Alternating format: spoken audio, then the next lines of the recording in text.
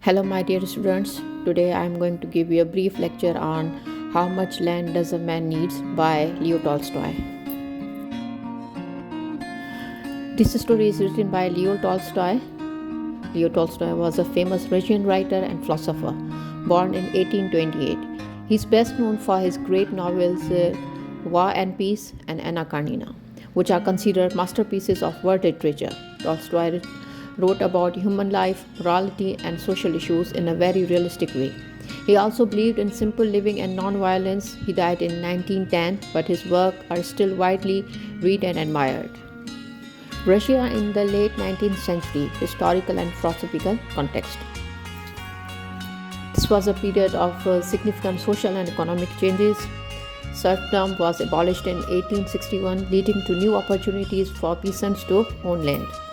Tolstoy was deeply influenced by Christian anarchism and the idea of non-violent resistance.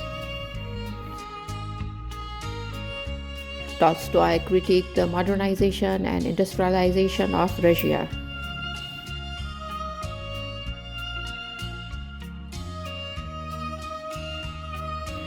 The Moral Fable is a short story that illustrates a moral lesson.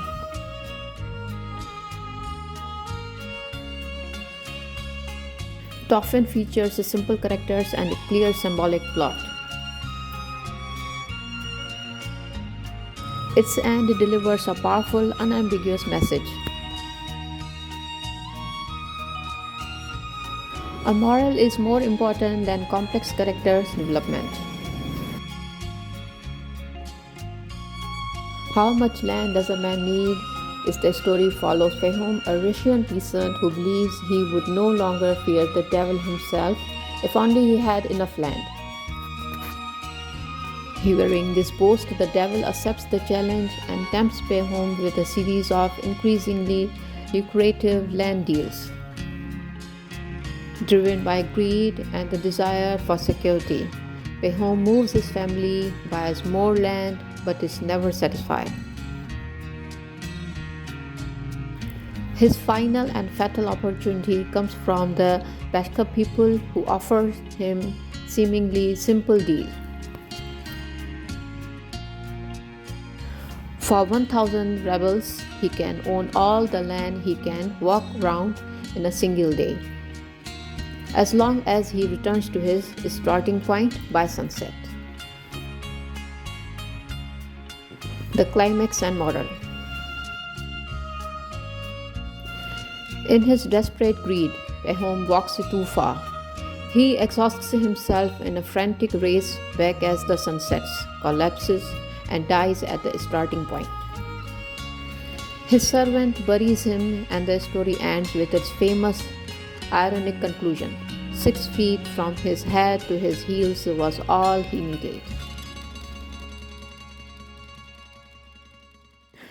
The story is a powerful moral fable about the destructive nature of unchecked greed and ambition, demonstrating that the relentless pursuit of material wealth ultimately leads to the loss of everything, including one's life. The protagonist of this story is Fehom, a peasant farmer initially content with his life. His defining trait is ambition, which cradles into greed.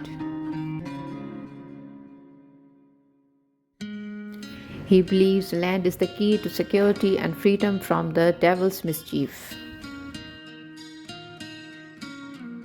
The protagonist Fehom represents the universal human desire for more and more.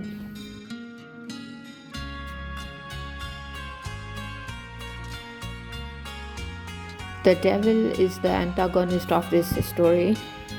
Here, the devil has been represented not as a traditional villain but as a tempter. Boasts he can lead Fehom astray by giving him access to land. The devil represents the internal temptations of greed, envy, and pride, the catalyst for the story's central conflict. The initial conflict is a conversation.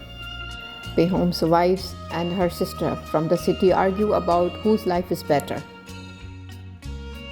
The sister claims city life offers more finery and comfort. Pehom's wife argues the country life is free from temptation and financial ruin.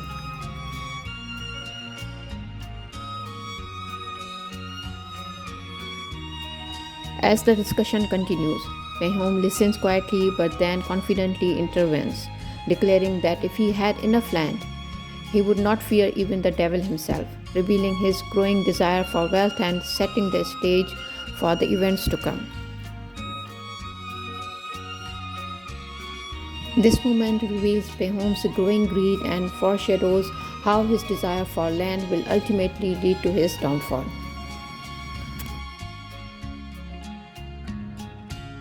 The devil seers picks up at Pehom's boast and he accepts the challenge. And he says, "All right, we will have a tussle. I'll give you land enough, and by means of that land, I will get you into my power." The first opportunity, a small taste of more. Pehom acquires a small piece of land of his own. Initially successful, but soon feels constrained and envious of his neighbors. The initial satisfaction fuels a desire for even more. The second opportunity, moving on. Pehom hears of a commune with more, cheaper land. He sells his current land and moves his family. He acquires 10 times the land he had before.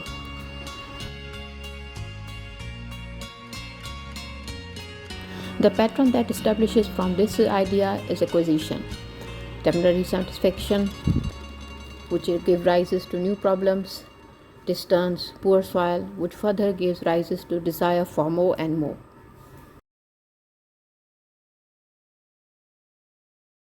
Finally, the fatal opportunity, the Bashkirs. The protagonist hears a rumor about Bashkir people who sell land for a price. And the deal was, for 1,000 rubles, a man can have all the land he can walk around in a single day. There is only one condition. He must return to the starting point by sunset, or the money and land are lost. The temptation of the bargain. Pehom is dazzled by the potential. He dreams of becoming a vast landowner. He fails to see the obvious physical and spiritual trap. The greed completely overrides reason and caution. Pehom's fatal and final day begins. Pehom starts at dawn, full of energy and determination. He walks in a large, ambitious circuits. Tolstoy builds suspense through the passage of the sun, where sun works as a metaphor as well. Greed versus reason, it was the turning point. At midday, Pehom realizes he has gone too far. Here Pehom must decide. Be content with a large profitable piece of land and return safely, or push for more. Finally, he realized and made a choice that I have seized too much and ruined the whole affair. Pehom's return journey has become a nightmarish spirit because the desperate race has become against the sun. Physical exhaustion sets in. He throws away his possessions. His greed has literally become a physical burden, stripping him of everything. As a climax of the story, Pehom collapses at the starting point just as the sun sets. He has technically completed the circuit. The Bashkirs cheer, but Pehom is dead. As he died, the servant's response was, 6 feet from his head to his heels was all he needed. The story is full of symbolism, where the main symbol is land. Security and freedom symbolizes the initial positive dream. Greed and ambition symbolizes the corrupting force that consumes Pehom. Spiritual barrenness symbolizes the moral land he acquires, the less content he becomes. Mortality, in the end, the only land he needs is a grave. The sun represents the passage of time and the inevitability of consequences. A natural, unstoppable force that Behom foolishly tries to beat. It highlights the futility of human ambition against cosmic order.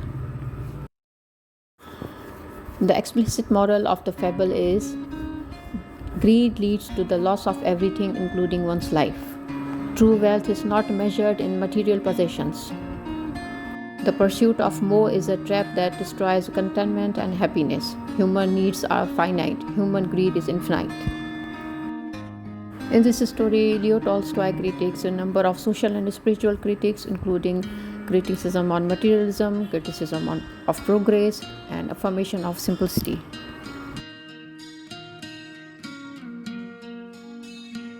The modern world's focus on acquisition is spiritual empty. The scramble for land and wealth is destructive. A simple life free from envy and greed is the true path of peace. This story consists of a number of universal and timeless themes that includes the corrupting nature of greed, ambition versus contentment, the finite nature of life versus infinite desires, and the illusion of security through material wealth. This story was first published in 1806, yet it has a connection with modern context. The Behom syndrome is the endless pursuit of a bigger house, a higher salary, more possessions. The race symbolizes the modern burnout culture, always striving for more at the great personal cost, and the environmentalism is the unsustainable exploitation of Earth's resources. Thank you so much for watching.